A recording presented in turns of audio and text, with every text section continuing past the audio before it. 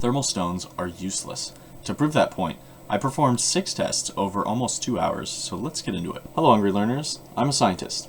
I do science. I stream live on Twitch Sunday through Thursday, 6 to 9 p.m. Central. Temperature, according to the wiki, is extremely complicated. In reality, it's pretty simple. Here's the formulas, but basically it works like this.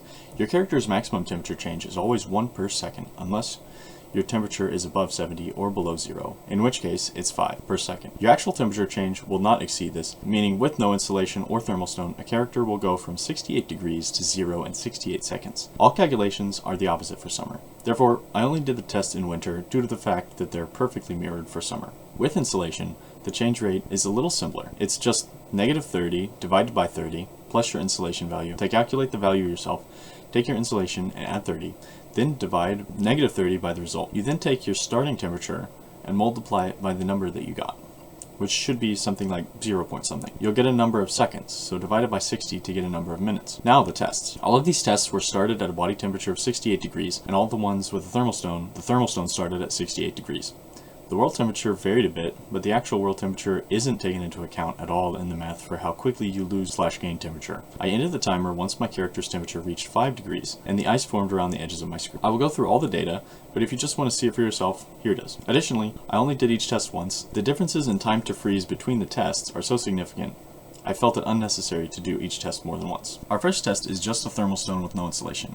After 5 minutes and 36 seconds, the thermal stone cooled down to ambient temperature, and I didn't finish the test, but it would be another 30 seconds. Total 6 minutes time to freeze with only a thermal stone.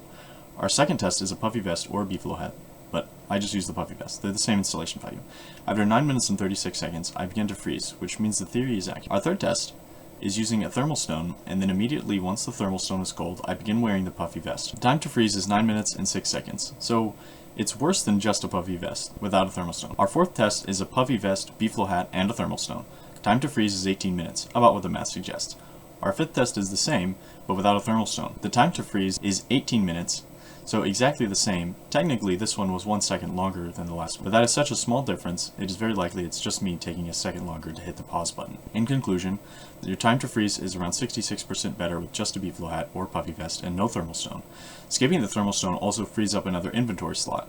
I personally would never sacrifice my backpack, so I would use a beefalo hat. If I'm going to fight something, I'll just light a nearby tree on fire to stay warm, and swap my beefalo hat for a football helmet. When you get cold, don't waste your time building a fire. If you'll be going into the caves or a stone biome/desert with no trees, I would recommend just bringing some logs for campfires. Or, if you're going to be spending a lot of time in a place, you can build fire pits.